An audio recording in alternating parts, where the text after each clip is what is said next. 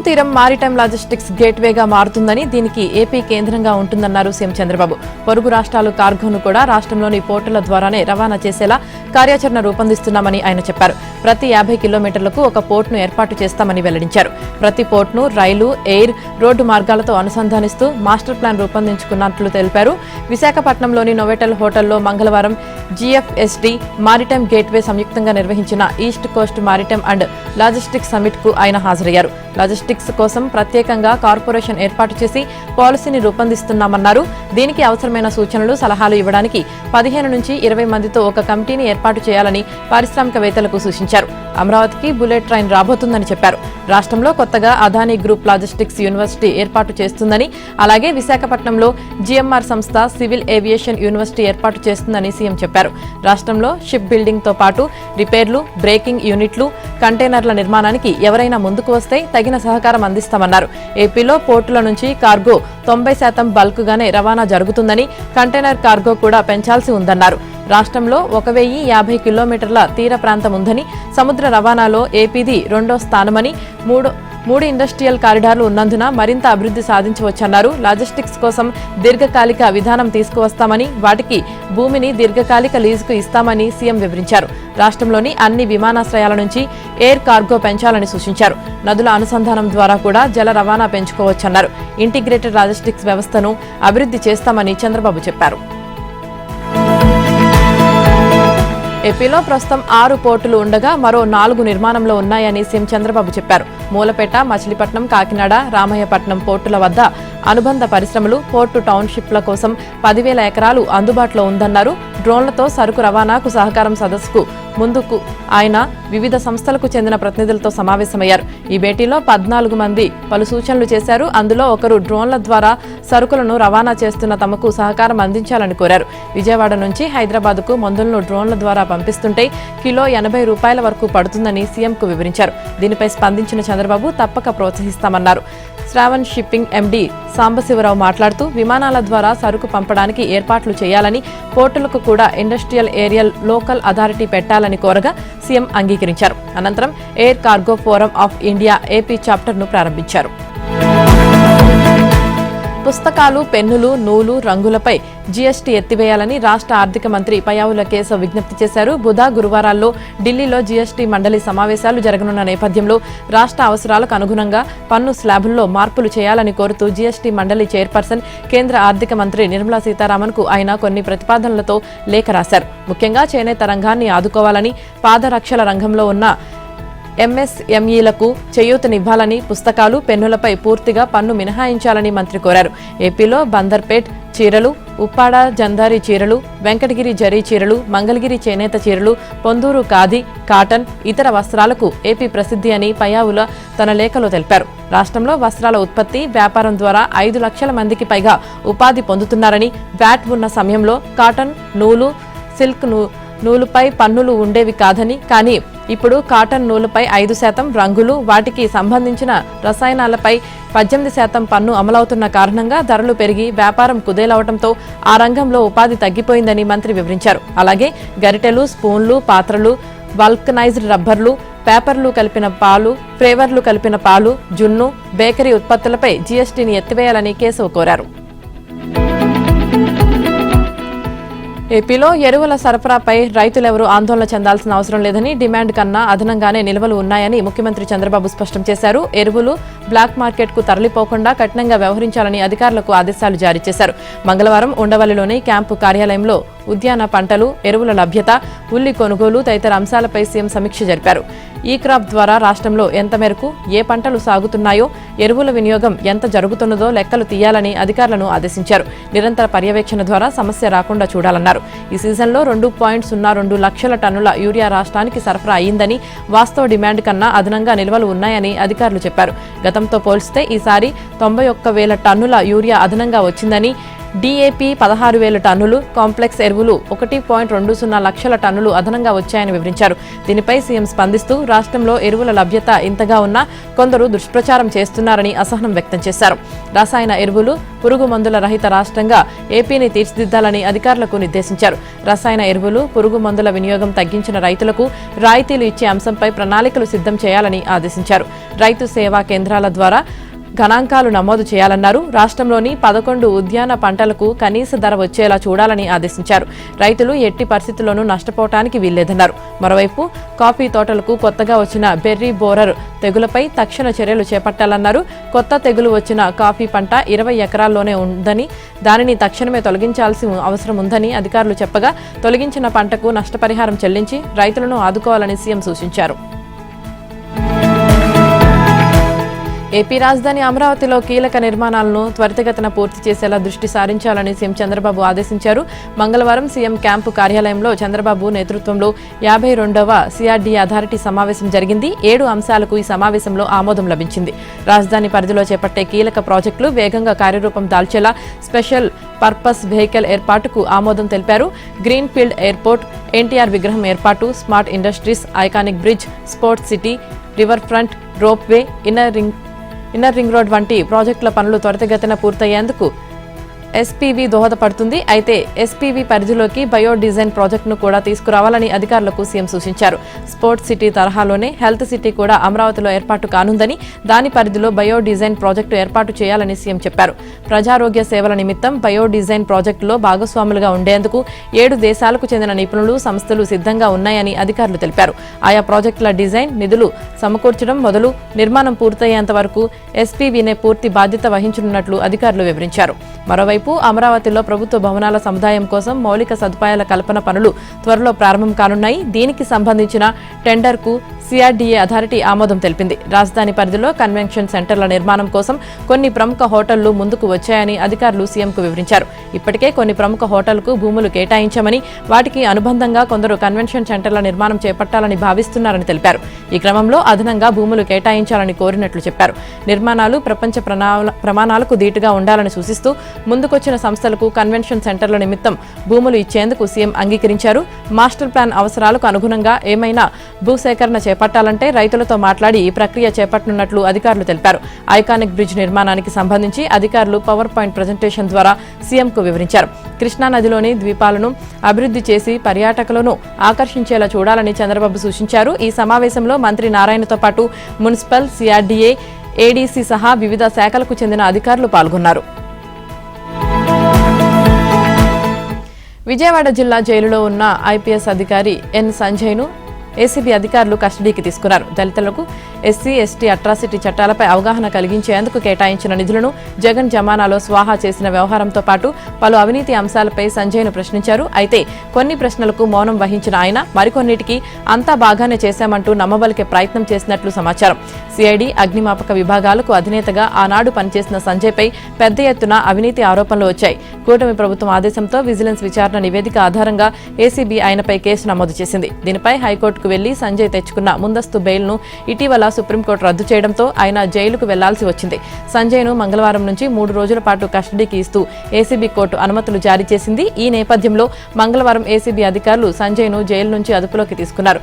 అగ్నిమాపక శాఖలో ఎన్ఓసీలు ఆన్లైన్లో జారీ చేసేందుకు మొబైల్ యాప్ అభివృద్ధి, నిర్వహణ, ట్యాబ్ల కొనుగోలులో అవినీతిపై ఏసీబీ అధికారులు ప్రశ్నలు సంధించారు. ప్రశ్నల్లో కొన్నిటిని దాటవేసిన సంజయ్ మరికొన్నిటికి కాదు అని సమాధానం చెప్పినట్లు తెలిసింది. అంతా సక్రమంగానే జరిగిందని, టెండర్ నిర్వహించి దక్కించుకున్న వారికి బిల్లులు చెల్లించామని, ఎక్కడా అవినీతి జరగలేదని ఏసీబీ విచారణలో సంజయ్ వెల్లడించినట్లు సమాచారం. మరోవైపు అగ్నిమాపక శాఖలో బిడ్ రిగ్గింగ్, టెండర్లు కట్టబెట్టడంలో పక్షపాత ధోరణి అవలంబించినట్లు తేలింది. సౌత్రికా టెక్నాలజీస్ కు యాప్ అభివృద్ధి పేరుతో బిల్లులు చెల్లించి 59.93 లక్షలు దుర్వినియోగం చేసినట్లు విజిలెన్స్ గుర్తించింది. అగ్ని ఎన్ఓసీ వెబ్సైట్ రూపకల్పన, యాప్ అభివృద్ధి, నిర్వహణ, 150 ట్యాబ్ల సరఫరా కోసం ముందే ఎంపిక చేసుకున్న 3 సంస్థలతో బిడ్లు వేయించి L1 గా సౌత్రికా టెక్నాలజీస్ ప్రైవేట్ లిమిటెడ్ బిడ్డును ఎంపిక చేశారు. మొత్తం 2.29 కోట్ల రూపాయల ప్రాజెక్టులో పనులు జరగకుండానే 59.93 లక్షలు చెల్లించేశారు. మార్కెట్ ధర కన్నా ఎక్కువ చెల్లించి ట్యాబ్లు కొనుగోలు చేయడం, బిడ్ వేసిన సంస్థకు నిబంధనలు అతిక్రమించి బిల్లులు చెల్లించడం వెనుక సంజయ్ అవినీతి ఉన్నట్లు విజిలెన్స్ నివేదికలో స్పష్టం చేసింది. అలాగే సిఐడి చీఫ్ గా ఉండగా ఆయన దళితులకు ఎస్సీ ఎస్టీ చట్టాలపై అవగాహన కల్పించేందుకు పలు కళ్యాణ మండపాల్లో పెట్టిన సమావేశాల్లో 1.19 కోట్లు ఖర్చు చేసినట్లు చూపించారు. ఈ కార్యక్రమాలకు సంబంధించి క్రిత్వాప్ టెక్నాలజీస్ అనే సంస్థకు బిల్లులు చెల్లించినట్లు చూపారు. అయితే ప్రభుత్వ బడుల్లో నిర్వహించిన వాటికి సిఐడి అధికారులు సిబ్బంది తప్ప దళిత గిరిజనులు హాజరు కాలేదని విజిలెన్స్ విచారణలో తేలింది. ఈ విచారణ అంతా రహస్యంగా జరిగింది. అనంతరం సంజయ్ను జైలుకు తరలించారు. మరో 2 రోజులు ఆయనను ఏసీబీ విచారించనుంది. కొప్పర్తి మెగా ఇండస్ట్రియల్ హబ్లో 1,00,000 ఉద్యోగాలు కల్పిస్తామని ఐటీ విద్యాశాఖ మంత్రి నారా లోకేష్ అన్నారు. అక్కడకు పరిశ్రమలను తీసుకువచ్చే బాధ్యత తాను తీసుకుంటున్నానని మంత్రి వెల్లడించారు. కడప జిల్లా కమలాపురం నియోజకవర్గం చింతకొమ్మదిన్నె జిల్లా పరిషత్ ఉన్నత పాఠశాలలో 2 కోట్లతో నెలకొల్పిన స్మార్ట్ కిచెన్ను ఆయన ప్రారంభించారు. విద్యార్థుల పోషకాహార అవసరాలను దృష్టిలో ఉంచుకొని ఇలాంటి కిచెన్ను ఏర్పాటు చేయడం దేశంలోనే తొలిసారి అని తెలిపారు. అనంతరం ఈ జిల్లాలో మరో 4 స్మార్ట్ కిచెన్లను వర్చువల్గా ప్రారంభించారు. ఇక్కడ విజయవంతమైతే రాష్ట్రమంతా సెంట్రలైజ్డ్ స్మార్ట్ కిచెన్లు విస్తరిస్తామని తెలిపారు. సోలార్ విద్యుత్ను వాడి ఆధునిక పద్ధతుల్లో ఇక్కడ వంటలు తయారు చేసి చుట్టుపక్కల 136 స్కూళ్లకు ప్రత్యేక వాహనాల్లో పంపించనున్నారు. వంట కోసం ఆర్ఓ ప్లాంట్ నీటిని వినియోగించనున్నారు. దీనికి సంబంధించిన ఏర్పాట్లను పరిశీలించిన అనంతరం 10వ తరగతి విద్యార్థినులతో మంత్రి భేటీ అయ్యారు. చింతకొమ్మదిన్నె మండలం కొప్పర్తి ఎలక్ట్రానిక్ మ్యానుఫ్యాక్చరింగ్ క్లస్టర్తో నూతనంగా ఏర్పాటు అయిన ఎగ్జిక్యూటివ్ సెంటర్ భవనాన్ని మంత్రి లోకేష్ ప్రారంభించారు.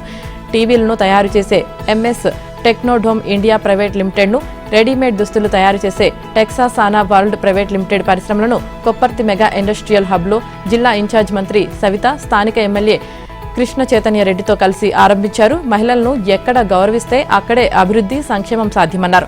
అనంతరం మహిళలతో కలిసి సెల్ఫీ దిగారు. పరిశ్రమ లోపల తిరిగి ఎల్ఈడీ టీవీల తయారీని పరిశీలించారు. జగన్ ప్రభుత్వ హయాంలో ఇసుక అక్రమ తవ్వకాల కేసు విచారణ కీలక దశకు చేరుకుంది. బుధవారం సుప్రీంకోర్టులో ఈ కేసు విచారణకు రానుంది.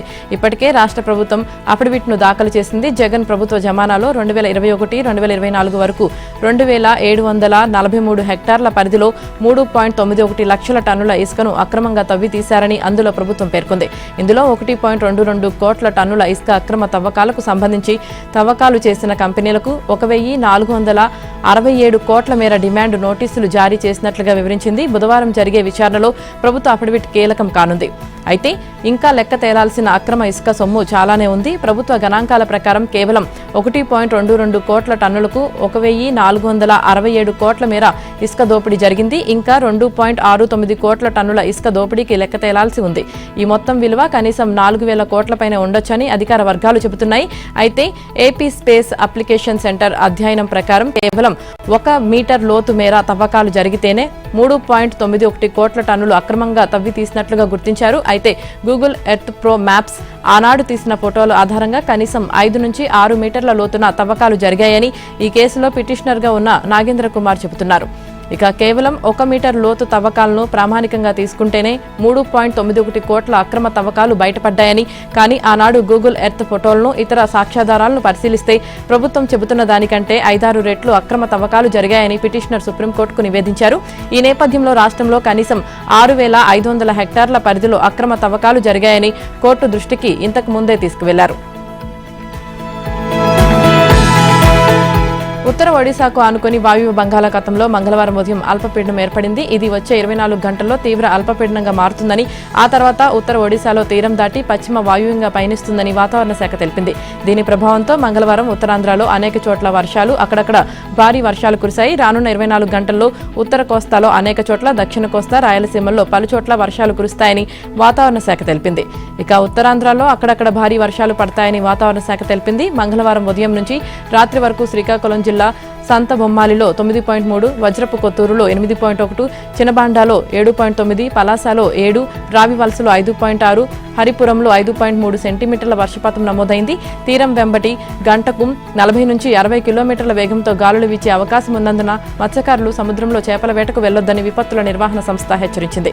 బుధవారం శ్రీకాకుళం, అల్లూరి, మన్యం జిల్లాలో మోస్తరు నుంచి భారీ వర్షాలు కురిసే అవకాశం ఉందని తెలిపింది. తెలంగాణలో నిర్వహించనున్న స్థానిక సంస్థల ఎన్నికల్లో బీసీలకు 42% రిజర్వేషన్లు కేటాయించేందుకు ప్రభుత్వం ప్రత్యేకంగా ఉత్తర్వులు జారీ చేయనుంది. అందుకు అవసరమైన కసరత్తును పూర్తి చేసినట్లు విశ్వసనీయ సమాచారం. నేడో రేపో జీవోలను విడుదల చేయనున్నట్లు తెలిసింది. స్థానిక ఎన్నికల్లో బీసీలకు 42% రిజర్వేషన్లు కేటాయించేందుకు 2018 పంచాయతీరాజ్ చట్టంలోని సెక్షన్ 285ఏను సవరిస్తూ ప్రవేశపెట్టిన బిల్లును శాసనసభ ఆమోదించింది. వెంటనే బిల్లును గవర్నర్ ఆమోదం కోసం పంపించారు. కానీ గవర్నర్ ఇంకా ఎలాంటి నిర్ణయం తీసుకోలేదు. దీంతో సోమవారం కాంగ్రెస్ నేతృత్వంలో అఖిలపక్ష నేతలు వెళ్లి గవర్నర్ జిష్ణుదేవ్ వర్మను కలిసి బిల్లును ఆమోదించాలని కోరారు. అయినా మంగళవారం రాత్రి వరకు కూడా రాజ్భవన్ నుంచి ఎలాంటి సమాచారం రాలేదు. ఈ నేపథ్యంలోనే ప్రభుత్వం ప్రత్యేక జీవోలతో బీసీలకు రిజర్వేషన్లను కల్పిస్తూ స్థానిక ఎన్నికలకు వెళ్లాలని నిర్ణయించినట్లు తెలిసింది. కాగా రాష్ట్రంలో నిర్వహించిన కుల సర్వేలో తేలిన జనాభా ఆధారంగా గ్రామ, మండల, జిల్లా స్థాయిలో వెనుకబడిన తరగతుల వారికి కేటాయించాల్సిన రిజర్వేషన్లను ఖరారు చేయనున్నట్లు సమాచారం. ఈ నెల 30లోగా స్థానిక సంస్థలకు ఎన్నికలు నిర్వహించాలన్న హైకోర్టు ఆదేశాల నేపథ్యంలోనే ప్రత్యేక జీవోల జారీకి నిర్ణయం తీసుకున్నట్లు తెలిసింది. భద్రాద్రి కొత్తగూడెం జిల్లా చండ్రుగొండ మండలం బెండాలపాడు గ్రామంలో బుధవారం ఇందిరమ్మ ఇళ్ల గృహప్రవేశం జరగనుంది. ముఖ్యమంత్రి రేవంత్ రెడ్డి చేతుల మీదుగా గృహప్రవేశ మహోత్సవాన్ని నిర్వహించనున్నారు. రాష్ట్ర ప్రభుత్వం అత్యంత ప్రతిష్టాత్మకంగా చేపట్టిన ఇందిరమ్మ ఇళ్ల పథకంలో బెండాలపాడు గ్రామాన్ని పైలట్ ప్రాజెక్టుగా ఎంపిక చేసి అర్హులైన ప్రతి ఒక్కరికి ఇల్లు మంజూరు చేసింది. మండలం మొత్తానికి 968 ఇళ్లను మంజూరు చేయగా ఇందులో బెండాలపాడుకే 310 ఇళ్లను కేటాయించారు. వాటిలో 58 ఇళ్లు స్లాబులు పూర్తిగా 86 ఇళ్లు రూఫ్ లెవెల్, 150 ఇళ్లు బేస్మెంట్ లెవెల్లో ఉన్నాయి. రాష్ట్రంలోనే అతి తక్కువ కాలంలో అత్యధిక ఇళ్లను పూర్తి చేసిన గ్రామం ఇదే. కాగా ఇవాళ సీఎం రేవంత్ రెడ్డి స్వయంగా ఈ గ్రామానికి వచ్చి ఇళ్లను ప్రారంభించనున్నారు. హెలికాప్టర్లో మధ్యాహ్నం 2:20 సీఎం బెండాలపాడుకు చేరుకుంటారు. గ్రామంలోని బచ్చల నరసమ్మ, బచ్చల రమణ అనే లబ్ధిదారులకు చెందిన ఇళ్ల గృహప్రవేశాల్లో పాల్గొంటారు. పలువురు లబ్ధిదారులతో మాట్లాడతారు. అనంతరం గ్రామంలో ఏర్పాటు చేసిన ఇందిరమ్మ ఇళ్ల పైలాన్ను ప్రారంభిస్తారు. ఆ తర్వాత దామర్లచర్లలో ఏర్పాటు చేసిన బహిరంగ సభలో ప్రసంగిస్తారు. తెలంగాణలో రైతులెవరూ యూరియా కోసం ఆందోళన చెందవద్దని, ఇప్పటి వరకు 14,000 మెట్రిక్ టన్నుల యూరియా అందిందని, వారంలో మరో 24,000 మెట్రిక్ టన్నులు రానుందని వ్యవసాయ మంత్రి తుమ్మల నాగేశ్వరరావు తెలిపారు. యూరియా గంగవరం, కరైకల్, దామ్రా పోర్టుల ద్వారా రానుందన్నారు. రైతులకు ఇబ్బంది లేకుండా డిమాండ్కు అనుగుణంగా యూరియా పంపిణీ చేయాలని అధికారులకు సూచించారు. అవసరమైన చోట తక్షణమే అందించేలా అధికారులు, ఉద్యోగులు సమన్వయం చేసుకోవాలని మంత్రి తుమ్మల ఆదేశించారు. రైతుల ప్రయోజనాల దృష్ట్యా ఎరువుల విషయంలో ప్రభుత్వం అన్ని చర్యలు తీసుకుంటుందని, కేంద్రంతో ఎప్పటికప్పుడు సంప్రదింపులు జరుపుతుందని తెలిపారు. రాష్ట్రంలో ఇటీవల కురిసిన వానలు, వరదలతో సంభవించిన పంట నష్టంపై సర్వే నిర్వహించాలని, దీన్ని 5 రోజుల్లో పూర్తి చేయాలని అధికారులను ఆదేశించారు. అనంతరం పరిహారం చెల్లింపునకు ప్రభుత్వం చర్యలు తీసుకుంటుందన్నారు. పశ్చిమ గోదావరి జిల్లా నర్సాపురంలో జిల్లా కలెక్టరేట్ నిర్మించాలని ఆ ప్రాంత నాయకులు డిమాండ్ చేస్తున్నారు. జిల్లా కలెక్టరేట్ను నర్సాపురానికి కేటాయించాలని ఎమ్మెల్యే బొమ్మిడి నాయకర్, ఎక్స్ ఎమ్మెల్యే మాధవనాయుడు ఆధ్వర్యంలో అఖిలపక్ష నాయకులు డిమాండ్ చేస్తున్నారు. భీమవరంలో కేంద్ర సహాయ మంత్రి శ్రీనివాస్ వర్మ కలిసి వినతిపత్రం అందజేశారు. నర్సాపురం పూర్వం నుంచి రెవెన్యూ డివిజన్గా ఉందని అన్నారు కేంద్ర సహాయ మంత్రి భూపతిరాజు శ్రీనివాస్ వర్మ. జిల్లా విభజన సమయంలో చాలా చోట్ల రెవెన్యూ డివిజన్లు, పార్లమెంట్ హెడ్ క్వార్టర్స్ను జిల్లా రాజధానిగా ప్రకటించడం జరిగిందని అన్నారు. భీమవరాన్ని జిల్లా హెడ్ క్వార్టర్స్గా గత ప్రభుత్వం ప్రకటించిందని, స్థలాన్ని కేటాయిస్తూ నిధులు మంజూరు చేస్తూ జీవో ఇష్యూ చేసిందని అన్నారు. అప్పటి నుంచి భీమవరంలో కలెక్టరేట్ నిర్మాణానికి నిధులు మంజూరు కాలేదని వారు తెలిపారు. కలెక్టరేట్ ఏ పక్క నిర్మించాలనే అభిప్రాయం ఇక్కడి ప్రజలకు ఉందన్నారు. అయితే నర్సాపురంలో కలెక్టరేట్ పెట్టడానికి తాను వ్యక్తిగతంగా వ్యతిరేకిని కాదని, ప్రభుత్వం ముందు ఈ ప్రతిపాదన వచ్చినప్పుడు ఖచ్చితంగా చెబుతానని శ్రీనివాస్ వర్మ తెలిపారు. తెలంగాణలో గిరిజన తెగల మధ్య వైరుధ్యం సృష్టిస్తున్న వారిపై చట్టం ప్రకారం చర్యలు తీసుకోవాలని, కేంద్రంలో బీజేపీ, రాష్ట్రంలో కాంగ్రెస్ ప్రభుత్వ వైఖరి స్పష్టం చేయాలని తెలంగాణ గిరిజన సంఘం జిల్లా ప్రధాన కార్యదర్శి బుక్య వీరభద్రం డిమాండ్ చేశారు. ఖమ్మం జిల్లా వైరాలో గిరిజన సంఘం జిల్లా కమిటీ సమావేశం జరిగింది. కాంగ్రెస్, బీజేపీలకు చెందిన ప్రజాప్రతినిధులు, భద్రాచలం ఎమ్మెల్యే తెల్లం వెంకట్రావు, ఆదిలాబాద్ మాజీ ఎంపీ సోయం బాపురావు తదితరులు ఎస్టీ జాబితా నుంచి లంబాడీలను తొలగించాలని సుప్రీంకోర్టులో పిటిషన్ దాఖలు చేయడాన్ని తాము తీవ్రంగా ఖండిస్తున్నామని వీరభద్రం తెలిపారు. ఇది రాజ్యాంగ ఉల్లంఘనగా పేర్కొన్న ఆయన వారిపై చట్ట ప్రకారం చర్యలు తీసుకోవాలని డిమాండ్ చేశారు. నిజాం సర్కార్ పాలనలో నలిగిపోయిన లంబాడీలు గిరిజన జాబితాలో చేర్చాలని, 20 సంవత్సరాల పాటు సుదీర్ఘ పోరాటంతో పాటు తెలంగాణ రైతాంగ సాయుధ పోరాటంలో కీలక పాత్ర పోషించారనే విషయాన్ని గుర్తు చేశారు. ఆనాడు రాజ్యాంగబద్ధంగా 1976లో పార్లమెంట్ ఆమోదంతో రాష్ట్రపతి గెజిట్తో గిరిజన తెగలో లంబాడీలు, బంజారాలు, సుగాలీలు గిరిజనులుగా గుర్తించారని ఆయన గుర్తు చేశారు.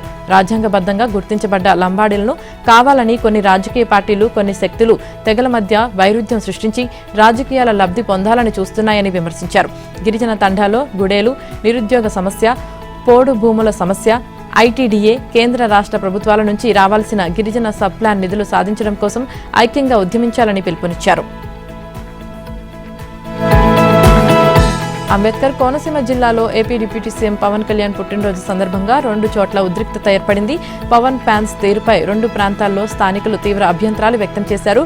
పవన్ ఫ్లెక్సీపై మీరెంత, మీ స్థాయంత, ఇది కళ్యాణ్ సీమ, ఎప్పటికీ మాదే అంటూ ఫ్యాన్స్ పేర్కొనటంపై అప్పనపల్లిలో దళిత సంఘాలు తీవ్ర అభ్యంతరం వ్యక్తం చేశారు.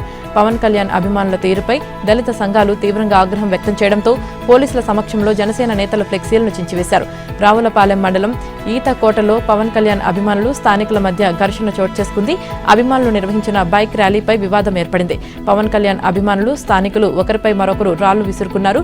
రాళ్ల దాడిలో ఒక విద్యార్థినికి, ఒక మహిళకు గాయాలయ్యాయి. సంగారెడ్డి జిల్లా కేంద్రం మహబూబాబాద్ సాగర్ చెరువును 500 కోట్ల రూపాయలతో సుందరీకరణ చేయనున్నట్లు టీపీసీసీ వర్కింగ్ ప్రెసిడెంట్, మాజీ ఎమ్మెల్యే జగ్గారెడ్డి తెలిపారు. త్వరలోనే సీఎం రేవంత్ రెడ్డి చేతుల మీదుగా పనులను ప్రారంభించనున్నట్లు ఆయన వెల్లడించారు.